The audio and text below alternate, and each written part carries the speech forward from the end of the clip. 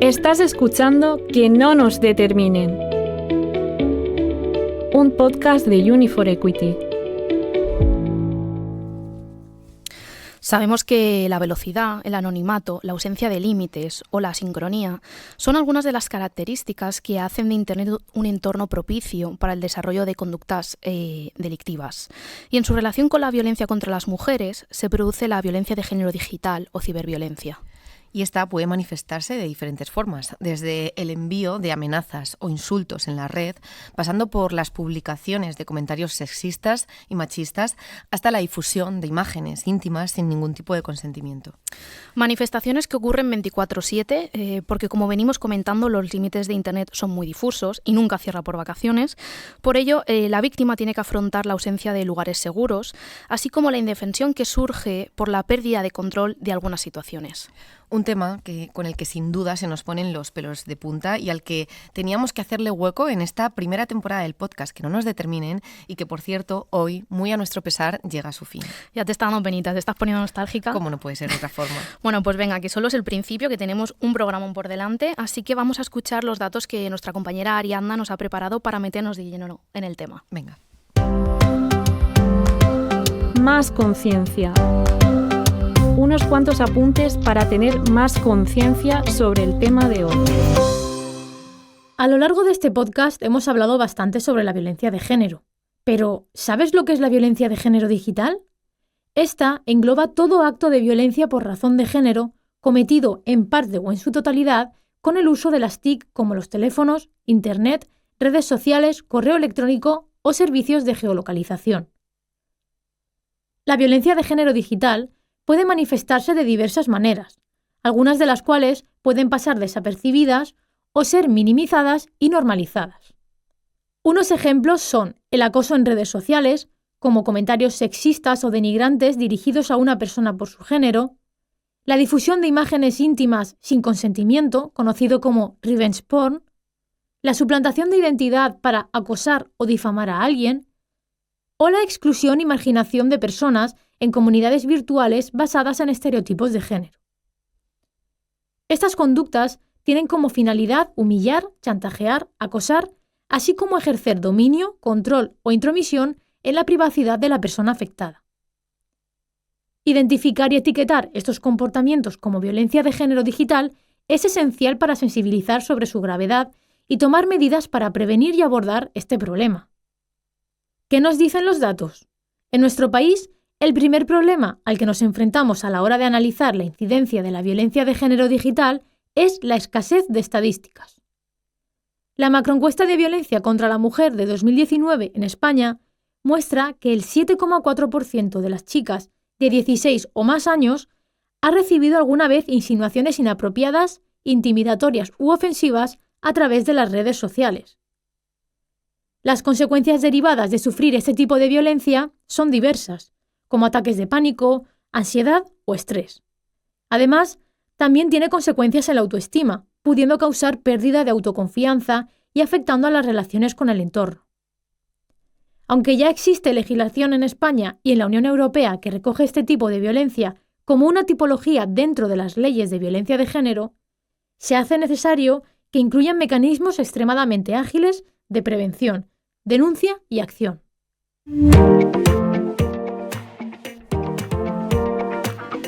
Pues después de conocer estos datos, creo que es momento de presentar a nuestra invitada, a nuestra última invitada, Alejandra Hernández. Bienvenida. Muchas gracias. Bueno, pues Alejandra es directora del Instituto Universitario de Investigación de Estudios de Género, aquí en la Universidad de Alicante, y profesora titular en el Departamento de Comunicación y Psicología Social, además de ser integrante del Grupo de Investigación en Género y del Grupo de Investigación en Comunicación y Sociedad del Conocimiento.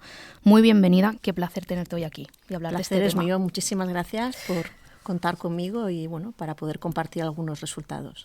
Pues en los últimos, los diferentes programas hemos estado viendo que son muchas las formas en las que se puede ejercer o se ejerce la violencia contra las mujeres, y quizá una de las que últimamente ha cogido mucho peso, se está hablando mucho de ella, es la violencia digital.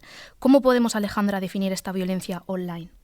Bueno, pues la violencia de género digital la podemos definir como todo acto cometido contra la mujer, pues para chantajearla, para humillarla, para controlarla, para dominarla, usando medios digitales como pueden ser pues, correo electrónico, redes sociales, mensajes instantáneos, con independencia de la relación que haya habido entre la persona agresora y la persona víctima, y también teniendo en cuenta que el contexto en el que se puede producir pues comprende desde el contexto social, contexto familiar, académico o profesional. Sabemos que habéis estado realizando un estudio entre la población joven de 18 a 35 años de la Comunidad Valenciana sobre este tipo de violencia, justamente. Sí. De entre todos los datos que habéis obtenido, ¿cuáles son los que más os han llamado la atención? Bueno, pues nos ha sorprendido mucho que precisamente la red social en la que se ha observado una mayor prevalencia de este tipo de violencia de género digital haya sido Instagram, ¿no? Porque consideramos, bueno, que la percepción que tenemos acerca de esta red pues no nos da cuenta realmente de esa toxicidad que puede existir por el envío de una imagen o por el envío de un vídeo, ¿no? Pensábamos que a priori quizás otras redes sociales como Twitter pues nos darían mayores resultados de ese tipo de violencia de género. Quizá puede ser también porque Instagram últimamente hay mucha exposición de los cuerpos, de las formas de vida, y quizá eso es más criticable que un tuit simplemente, ¿no? Puede ser que entren también esos factores en juego. Pero sí que es cierto que estamos hablando de un porcentaje, para mí escandaloso, altísimo. Casi 9 de cada 10 personas jóvenes, el 87,8%, rozando el 90%, han presenciado o vivido una o más situaciones de este tipo de violencia digital. ¿Encontrasteis o habéis encontrado diferencias, por ejemplo, por sexo, mujeres o hombres, entre quienes son testigos de estas situaciones de violencia? Entre las mujeres se observa una mayor sensibilidad, ¿no? en cuanto a esa percepción de esa violencia de género digital, si hablamos de las personas testigo, y precisamente las mujeres más jóvenes, de 18 a 24 años. Solemos pensar que es uno de los factores que está propiciando este tipo de situaciones, ¿no?, violentas en Internet o en las redes sociales, es el anonimato, ¿no?, que también hemos comentado antes.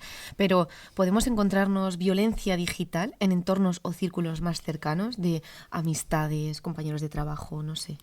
Aquí en el estudio lo que hicimos, por una parte, fue ver la identidad de la persona agresora, y bueno, las personas víctimas lo que nos dijeron es que el perfil mayoritario era una persona desconocida o conocida solo a través de las redes y de sexo masculino.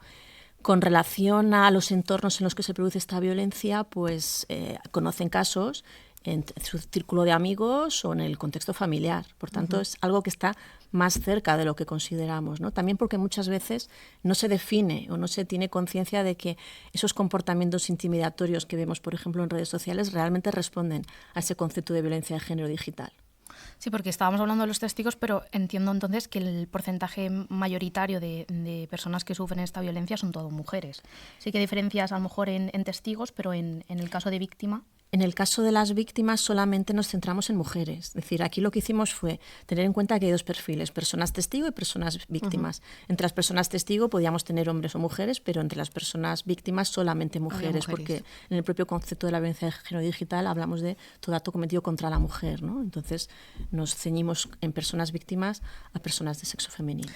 Nos estabas comentando antes que Instagram era la plataforma por excelencia donde comprobasteis que se producía más ese tipo de violencia. Sabemos que Internet se adapta y sobrevive a cualquier forma y a cualquier medio, y además que hace un match especial con todas las redes sociales, este tipo de violencia. Aparte de Instagram, ¿dónde otros lugares, has comentado también Twitter, visteis que la violencia de género está presente? Aquí observamos varios niveles de prevalencia. El primer nivel a gran distancia es Instagram. Y luego teníamos otras redes pues como Facebook, como Twitter, ¿no?, con mucho menor nivel. Es decir, aquí destaca claramente Instagram, no solamente entre las personas víctimas, también entre las personas testigo. ¿Y en TikTok, por ejemplo, no habéis detectado nada o no habéis llegado a analizarlo? Sí, forma parte de las redes objeto de estudio, pero hay mucha diferencia con relación a los datos que nos proporciona Instagram. A mí me llama la atención, la verdad, curioso. Porque sí que es verdad que yo lo veo bastante, lo expongo. Sí. Creo que, no sé, me llama la atención.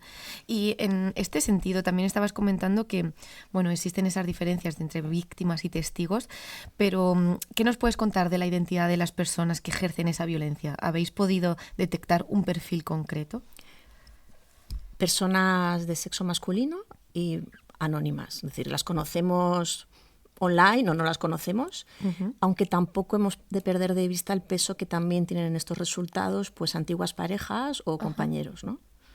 Y, por ejemplo, en esos perfiles de agresores, ¿encontrasteis muchas cuentas falsas o la gente podía fácilmente reconocerlos y, por ejemplo, señalar quién era quien le estaba realizando esa agresión? ¿O al final llegabas a una cuenta, como a veces pasa, que tiene una foto de un perrito y detrás no sabes quién hay? No llegamos a medirlo así, ¿no? Pedíamos por el sexo de la persona agresora, pero no llegábamos a exponer cómo sabían, pese a que hay un anonimato en esa cuenta por la propia imagen del perfil, que esa identidad era de sexo masculino. Realmente ese tipo de preguntas no lo hicimos, pero lo tendremos en cuenta para un estudio futuro. Pues sí, totalmente. Bueno, pues nuestras compañeras Marina y Esther, como siempre, han preguntado a la comunidad universitaria sus percepciones y opiniones sobre la violencia digital, y también vamos a ver cómo gestionan este tipo de situaciones en las redes sociales. A ver qué nos dicen. Esto es Trabajo de Campus, un espacio centrado en darle voz a la comunidad universitaria. Estudiantes, profesorado y personal de la Universidad de Alicante responden a nuestras preguntas.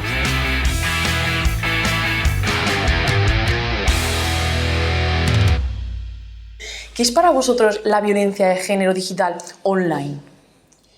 Bueno, pues sería como una acción muy negativa que además repercute en el desarrollo físico, psicológico, salud mental de cualquier persona que la recibe, especialmente las mujeres. Pues cuando se recibe acoso a través de redes, no sé, cuando se suben fotos o comentarios o incluso tu propia pareja, cuando te controla el teléfono o te controla a través de redes también. Yo creo que es una forma aún más fácil de que el maltratador te controle aún más. Totalmente. ¿Sabes? Que esté todo el día llamándote, que te esté diciendo dónde estás, dónde vas, he visto tu ubicación, he visto la foto que has subido, no sé qué, y me habías dicho lo otro. Yo creo que es un poco así, es un arma más que tienen para controlarte aún más. Violencia de género online puede ser acosar o insultar a través de las redes sociales o a través de webs, etcétera, etcétera, ¿no? A lo mejor de manera presencial nos costaría más realizar determinados comentarios o determinadas actitudes, sin embargo, detrás de la pantalla como que nos animamos más, ¿no? ¿Y alguna vez lo habéis vivido o lo habéis presenciado por parte de alguna amiga? Lo he vivido y también amigas mías. Sí, o sea, igual. ¿Creéis que es algo muy común entonces? Sí, bastante. ¿Sí? Tengo muchas amigas, yo hablo con gente y le ha pasado, que creo que a todas las chicas nos pasa. O simplemente con subir una historia.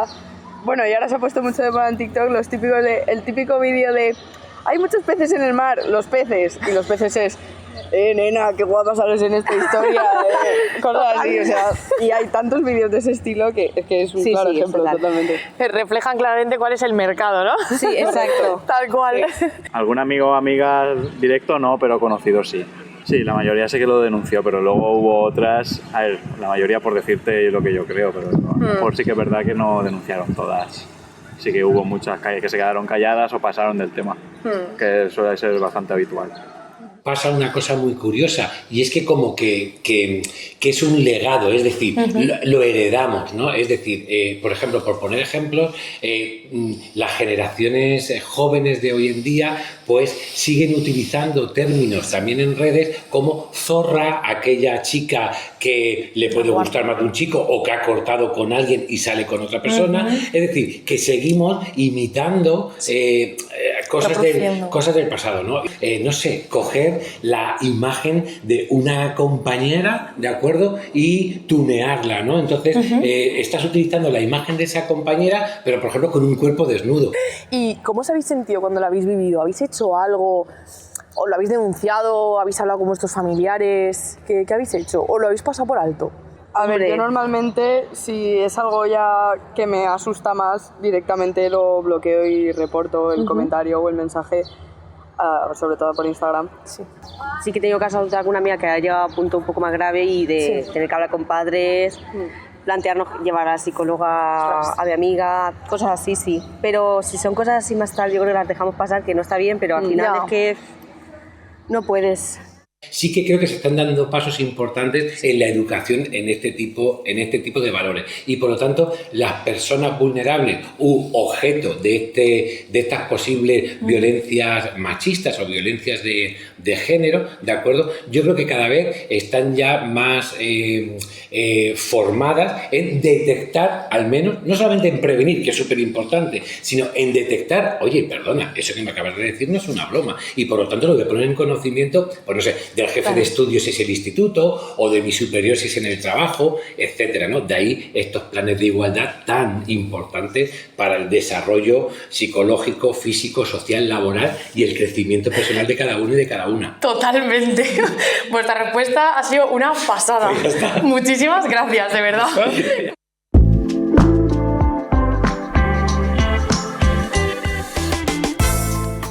Pues así como decía nuestra compañera Marina, las respuestas han sido muy interesantes, yo creo. Opiniones y experiencias de nuestro estudiantado y de nuestra comunidad universitaria que creo que tenemos que comentar, Alejandra. ¿Qué te han parecido? ¿Alguna que destaques especialmente que hayáis podido también ver reflejada en el estudio? Lo que ha comentado de la normalización, ¿no? Es decir, que son cosas que, bueno, que tú vives día a día, pero no eres consciente de que eso responde a esa violencia de género digital. Y esto va un poco en línea de algún tipo de campaña de concienciación, que precisamente lo que nos dice es la violencia que no ves, ¿no? Es decir, es algo que estamos muy habituadas por la propia sociedad en la que vivimos a normalizar y a banalizar, cuando realmente pues son esos micromachismos que al final nos conducen a esta impunidad que se observa en redes sociales, ¿no? Sí, a mí me ha llamado la atención porque justamente yo siempre he pensado como que se pasan muy por alto estos comentarios, ¿no? En redes sociales, como bueno, si te comentan alguna cosa, como que haces que no pasa nada, pero sí que me ha llamado la atención como 2 o 3 chicas y luego uno de los chicos también comentaba que cada vez más la gente tiene más conciencia, no sé si es por esa formación que hay detrás, que va calando ese mensaje, y yo creo que esto es importante porque nos permite pensar que vamos evolucionando, ¿no? Que vamos siendo un poquito más conscientes de que hay cosas que no se pueden pasar por alto, ¿no? Yo creo que esto es las campañas las que están haciendo aquí una fuerza importante. Sí, yo creo que también entre la propia comunidad. Muchas veces, lo hablábamos antes, Instagram, TikTok, se utilizan, o Twitter, de manera que a lo mejor no es muy correcta, y también hay mucha gente que al final acaba moderando un poco esos discursos, aunque no sean plataformas con moderación, que luego veremos como sí que tiene Twitch, pero al final la propia comunidad pues va limitando, oye, vamos a denunciar esto no está bien. Yo quería saber también, por ejemplo, cuando comentaban lo de los peces en TikTok, pero por ejemplo en Instagram, que es la red que habéis visto que más se produce esta violencia, ¿eran comentarios directos, eran interacciones? ¿Lo habéis podido medir si eran, yo qué sé, emoticonos, que a lo mejor juntando 3 emoticones pues es una actitud soez, o alguna cosa de estas? Bueno, había una batería de muchos tipos, ¿no?, de violencia de género digital, y entre ellos pues se encontraban los comentarios sexistas, racistas, homófobos, transfobos. Es decir, tiene que ver con comentarios, con el envío también de insinuaciones humillantes, ¿no?, más que detectar si eran emoticonos. Es decir, esto es algo, mensajes escritos realmente, ¿no? Sí, que era explícito, ¿no? Sí. Se veía directamente Bueno, pues una de las cosas que también han comentado nuestra comunidad universitaria, creo que casi todas eran alumnas, las formas que tienen de autoprotegerse para poner freno a este tipo de violencia. Ellas decían bloquear o reportar directamente a la plataforma. ¿Estas formas de actuación personales son también las más utilizadas, las que habéis podido ver vosotras? Lo más utilizado que observamos fue el hecho de bloquear a la persona agresora. Ajá. En segundo lugar, el contárselo a familiares o amigos y amigas, y también el reportar a la propia plataforma. Pero en primer lugar, el bloquear. Y por parte de las plataformas, porque sabemos que también tienen que tener mecanismos de freno de esta violencia, ¿qué es lo que suelen hacer? ¿Ofrecen ayuda? ¿Restringen o suprimen esos comentarios? Aquí, con relación a las redes sociales objeto de estudio, que fueron 17, que también formaban parte del cuestionario que se administró a esta muestra de jóvenes de la Comunidad Valenciana, lo que se vio es que realmente políticas de moderación solo tenían 3 de las 17, y que, a excepción de Twitch, pues las otras 2 lo que hacían era ofrecer esas políticas, pero una vez que esa agresión ya se había producido, ¿no? Con lo cual, pues las redes sociales son bastante ineficaces en atajar este tipo de violencia, ¿no?, que se vive en directo. ¿Cuáles eran las otras 2 que tenían mecanismos? Reddit y YouTube. Yo creo que son porque son más interactivas, en el sentido que es más directo, ¿no? Y como pasa con Twitch, que hay un moderador porque se está dando todo en directo. En Facebook, Insta, TikTok es grabado, claro, es menos inmediato en ese final. sentido. Bueno, lo que está claro es que la violencia digital, pues como cualquier otra violencia, tiene un impacto negativo en la persona que la sufre, ¿no? ¿Qué consecuencias psicológicas y otras, no sé, habéis visto entre las mujeres víctimas que la sufren? Sí. Entre las mujeres víctimas, como consecuencias psicológicas, lo que vivimos fue pues la depresión, la ansiedad, ¿no? La pérdida de autoestima. Uh-huh. Y en cuanto a otro tipo de consecuencias no psicológicas, pues eliminar la cuenta en la red social, el aislamiento social y la pérdida de motivación por actividades de ocio, deportivas, ¿no? y culturales. Y van a reportar eso. Sí. Qué curioso. Y en el caso de las personas que son testigo, no las víctimas, sí, las que son testigo de este tipo de situaciones. Como consecuencias psicológicas también destacamos pues la angustia y el miedo que sufren también por el hecho de percibir esta violencia. ¿Eso en cuanto a psicológicas o sí, en general? Sí. Estábamos hablando también de los mecanismos que tienen las propias plataformas o las redes sociales para frenar y reportar estas situaciones, y unos recursos bastante conocidos entre los usuarios, nos lo estaban diciendo también, pero ¿qué otras acciones o medidas podrían ser eficaces para poner freno a esta violencia digital? Bueno, entre las medidas que planteábamos a la población objeto de estudio para ver cuáles consideraban que podían ser más eficaces para abordar este tipo de violencia, consideraron que pues la formación, que también es algo que se ha comentado en estas entrevistas a la comunidad universitaria, la formación a los jóvenes en el respeto mutuo pues será una de las claves, ¿no? para poder hacer frente a esta violencia. También el aplicar las leyes de forma adecuada, otras medidas punitivas, pues como el castigar realmente a los agresores, y también consideraban que era eficaz el teléfono 016. Uh-huh. Realmente cuando se les pregunta a esta población sobre las medidas de actuación institucional que conocen, la más conocida es el 016, uh-huh, también por la propia publicidad. O sea, que cuando tenían algún problema de tipo de acoso o de violencia digital, sobre todo las mujeres en cualquier plataforma, acudían al 016 como un mecanismo de... No, lo que más hacían era bloquear. Uh-huh. Y el 016 es el mecanismo que mayor conocimiento genera, vale, pero no hay una relación en que realmente lo utilicen. Directamente a utilizarlo. Okay. A este respecto, también desde las instituciones últimamente se están haciendo campañas para concienciar un poquito más sobre la violencia digital, porque hemos ido comentando que ha adquirido un mayor protagonismo, ¿no? ¿Habéis observado si estas campañas son recordadas por parte de la población joven o más bien pasan desapercibidas? Cuando se les pregunta de forma espontánea si conocen algún tipo de campaña de violencia para sensibilizar contra la violencia de género digital, pues menos de la mitad conocía alguna de ellas. Y sí que es cierto que la gran mayoría de las personas que sí que conocían alguna decían que pues les había resultado de utilidad para sensibilizarse acerca de este problema, pero lo cierto es que son muy poco conocidas. Si se hace esta pregunta de forma, como un recuerdo de forma espontánea, sí. Si se le pregunta de forma específica por ciertas campañas, entonces ahí el grado de respuesta era más elevado, ¿no? ¿Nos puedes recordar alguna? Porque yo ahora mismo la verdad es que... La de la violencia que no ves, la del Ministerio de Igualdad, porque refleja actos de la vida cotidiana, ¿no? El ir en el autobús, simplemente, uh-huh, el tipo de comportamientos que se pueden observar, una conversación en una familia, cómo el marido habla de la mujer, ¿no? Son cosas que hemos visto. Si veis esa campaña veréis que son cosas de la vida cotidiana, pero pues no la etiquetábamos como tal. Como violencia. Claro.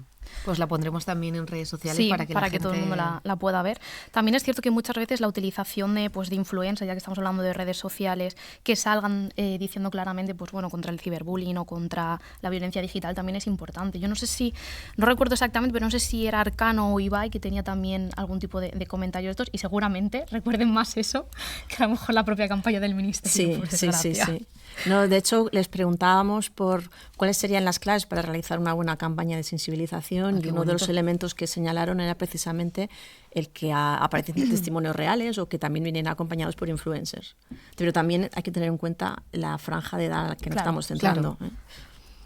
Bueno, pues como bien dices, Alejandra, tenemos motivos para la esperanza, y yo creo que también se están haciendo muchas cosas y es un camino que se queda abierto, y conocer la realidad que vivimos, pues nosotras también somos consumidoras de redes sociales, totalmente, no ya en esas edades, pero un poco más mayores.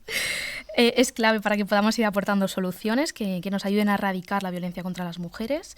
Y bueno, esta es una de las ideas fuertes con las que nos estamos quedando en todos los programas, intentando que se quede fijada en todos los programas del podcast. Así que nada, muchas gracias por el tiempo que nos has podido dedicar y ha sido un gustazo escucharte. Igualmente. Muchísimas gracias, Alejandra, por este ratito y por todo el trabajo que hay detrás de un estudio como este, y esperamos que sigáis también evolucionando y contarnos qué pasa, ¿no? ¿Qué podemos seguir haciendo para detectar esta violencia digital en el futuro?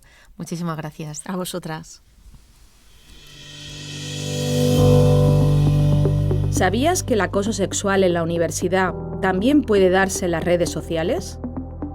Según los resultados del estudio cualitativo realizado en Uni4Equity en la Universidad de Alicante, las personas entrevistadas comparten la percepción de que el acoso sexual se da de forma frecuente en las redes sociales y medios digitales.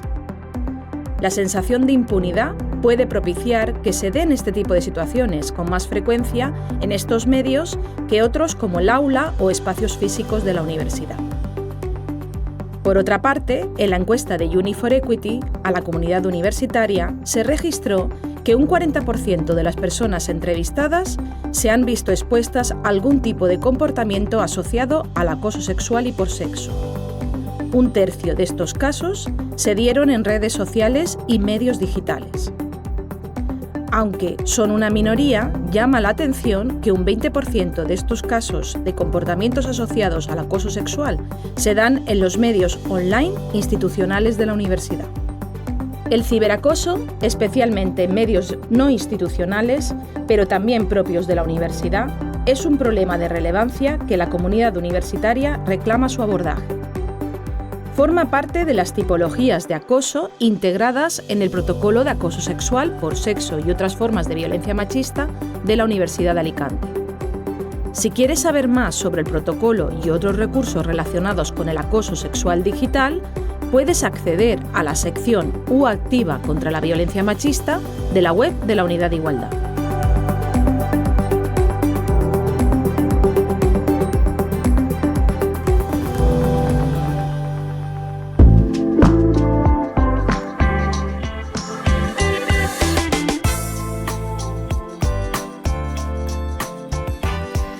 Bueno, pues a ver si hacemos caso a esto que nos ha comentado Carmen del protocolo. Nos metemos en la web, que para eso está, que yo creo que hay mucha gente poniéndole cariño, mucho amor a todo lo que se está haciendo para detectar estas violencias de género, esta y otras, en la comunidad universitaria. Así que, por favor, vamos a hacer lo posible y que estas semillas que se están plantando, pues que tengan un fruto en el futuro. Así es. Intentaremos dejar también los enlaces en los diferentes perfiles de redes para que todo el mundo pueda acceder de manera fácil, que no digan que no lo encuentran, porque se lo vamos a poner muy facilito. Que la web es muy intuitiva, eso sí. Otras no, pero esta sí. Pues nada, Iris, yo me da miedo porque ya veo que se acerca al final y esto sí que se acaba. Ya ahora estamos sí que ahí sí, en un acabarse. Madre mía, pero sabes que entre tantas emociones, yo creo que en este programa que vamos así como un poco también aceleradas, casi se nos olvida meter la cuñita de redes sociales. Así que venga, te voy a dar el gusto a ti para que nos cuentes, para que esas personas que todavía no nos escuchen a estas alturas, que vaya tela, pues que puedan escucharnos. Cuéntanos. La última cuña ya del programa, del podcast en general, pues mira, nos pueden escuchar, como ya saben, en Spotify y en YouTube, porque aparte de escucharnos en audio, tanto en Spotify como en YouTube, tenemos la posibilidad de que nos vean, porque nos estamos grabando, y también está iVoox, que bueno, si ya estamos en temporada de irnos a la playa, de hacer una salidita, de me tomo algo al sol y cojo un poquito de vitamina D, pues me pongo el podcast que no nos determinen y ya cerramos el círculo. Pues genial, porque qué mejor forma que sintetizar ahí la vitamina D, que falta nos hace también, mientras nos empapamos de temas tan interesantes como los que traemos aquí en este podcast, novedosos, actualizados, pero sobre todo marca de la casa, basados en evidencia científica, eso es lo que nos toca a nosotras y que es lo que nos diferencia también. Mucha evidencia, mucho trabajo y mucho amor es lo que hay detrás de cada uno de los programas de este podcast, y al igual que las recomendaciones culturales que cada semana nos trae nuestra compañera Vanessa, hoy no podía ser menos y es algo también súper recomendable que todo el mundo tiene que ver, así que nada, le damos paso al Rincón Cultural. Vamos a escucharla. Rincón Cultural, una sección que tiene muchas historias que contar.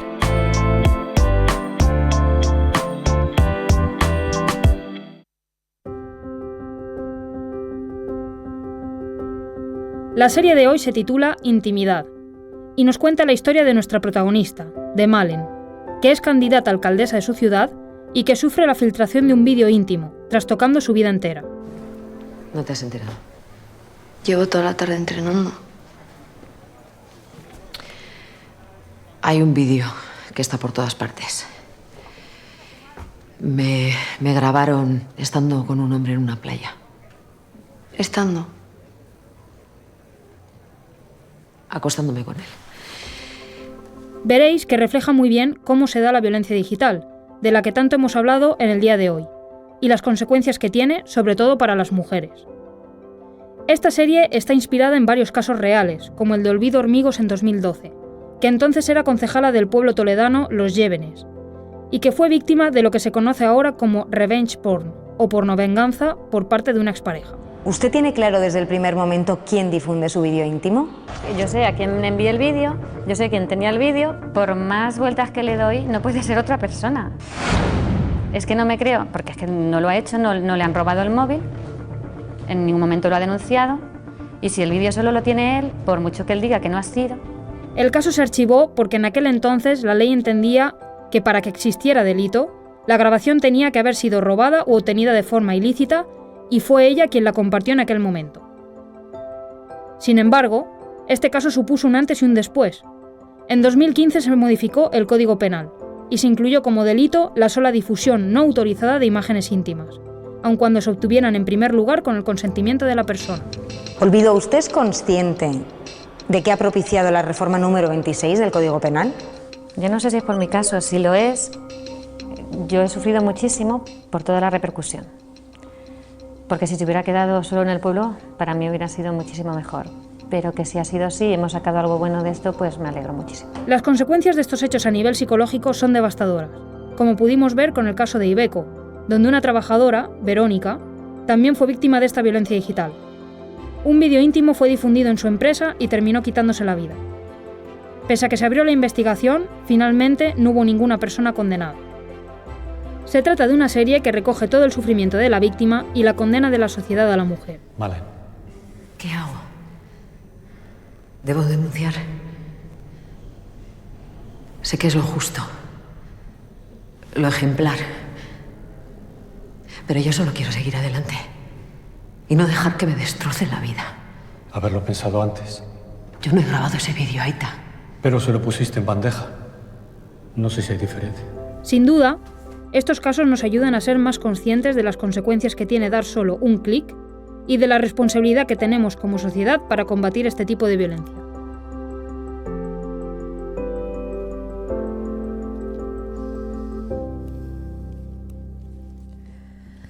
Bueno, madre mía, qué maravilla, Rocío. Esta chica siempre nos deja con muchas ganas de más, pero es que vaya tela la de casos que hemos vivido y hemos dejado pasar, no hemos mirado hacia otro lado, y también qué importante es tener una ley que nos proteja, que nos permita denunciar este tipo de casos que son delictivos, ¿no? El hecho de difundir imágenes íntimas, vídeos, lo que sea, ¿no?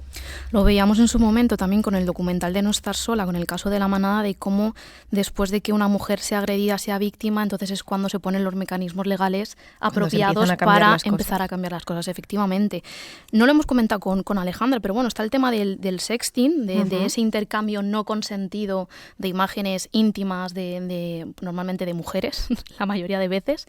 Y entonces también tenemos que ser todos conscientes de que si en algún momento a cualquiera de nosotros, a cualquier grupo de WhatsApp, a cualquier grupo de Instagram nos llega cualquier imagen de estas, no compartirlo primero, frenar que se siga compartiendo y denunciarlo. Y reportarlo, eso es súper importante, porque yo creo que también si echamos la vista atrás un poco en nuestra adolescencia o juventud, yo creo que somos conscientes de casos que nos han llegado o gente, yo recuerdo algunos casos de chicas de mi edad en el pueblo de donde yo soy, en el que esto marcó su vida también, el rular los vídeos por las redes sociales cuando todavía no era tan rápida, no era tan rápido internet, ¿no? Que ahora es como la pólvora, es un clic y ya estamos ahí, ¿no? Y aún teníamos suerte porque en nuestra etapa de instituto lo mismo, los móviles tenían cámara trasera solo y poco más. Y las redes sociales eran, estaban empezando a nacer muchas de ellas, entonces ahora es indudablemente mucho más peligroso y hay que estar mucho más atentos a todo este tipo de comportamientos. Pero es que te puede terminar, como ya hemos venimos diciendo, que no nos determinen puede determinar totalmente tu vida. Así que bueno, esperemos que este tipo de estrategias y todo lo que estamos compartiendo aquí en el podcast pues sirva para justamente frenarlo. Y ahora sí que tenemos que pasar a despedirnos, Iris, porque sí. se nos acaba la cosa. Pero antes de despedirnos, queríamos agradecer a todas las personas que han hecho posible esta locura que un día nos propuso Carmen Vives, empezando por ella. Así que gracias también, Carmen, por habernos regalado esta oportunidad de acercar la ciencia y las investigaciones que se desarrollan en el grupo de investigación Salud Pública y Género aquí en la Universidad de Alicante. Bueno, y gracias también a todo el equipo por hacer posible todas las secciones, Ariadna, Vanessa, Esther, Marina. Sin vosotras nada de esto también sería posible. Y por supuesto a nuestros técnicos, que me atrevo a decir que son los mejores técnicos que os podéis encontrar. Que no en los un veis, pero así. aquí dentro sí que están. Aquí están todo el rato con nosotras acompañándonos. Gracias a Roberto, Rafa y Javi por haber estado también pendientes desde el minuto 1, por motivarnos siempre, por sacarnos sonrisas, por regalarnos también vuestro tiempo, que sabemos que vais justos con En general a todo el taller de imagen de la UA, que desde el primer momento cuando planteamos la idea nos ha dado facilidades, nos ha montado este plató y nos ha hecho un huequito cada X tiempo para que vengamos a grabar. Y por último, y no menos importante, a todas y todos los que habéis dedicado parte de vuestro tiempo también para poneros los cascos y escucharnos, darnos vuestro feedback, que para nosotras es súper importante, y sin duda pues habéis conseguido que esta locura que empezó con Carmen Vives pues tenga un sentido hoy. Yo, ahora que estabas diciendo lo de Carmen, digo, podríamos hacer como los jugadores cuando acaban de ganar la Champions, que le piden al presi, oye, renuévanos la siguiente temporada. Pues exacto. Vamos a mandarle un mensaje a Carmen por si lo ve, ¿no? Bueno, es, lo ve Carmen. seguro. Lo digo por si lo ve, pero luego la primera que lo ve. Ella lo ve seguro. Bueno, pues así que esperamos que este podcast os haya gustado y también nos ha permitido sembrar esa semillita. Somos como esa plantita que va creciendo poco a poco y que vayamos recogiendo frutos. O que al menos nos haya servido también para crear conciencia, esta que tanto necesitamos con estas problemáticas a las que nos enfrentamos en materia de violencia de género, y dar visibilidad también a esas otras ocasiones, a esas otras violencias que en muchas ocasiones pasan desapercibidas. Así que nos vamos, un placer, y no sé si nos veremos, esperamos que sí. Un placer, hasta luego. Si quieres estar al tanto de todas las novedades de Que no nos determinen y no perderte ninguno de nuestros episodios, síguenos en Instagram, suscríbete a nuestra lista de reproducción en Spotify o al canal de YouTube de la UA. Además, puedes consultar más información sobre el podcast en la pestaña de Uni4Equity dentro de web.ua.es/unidad-igualdad.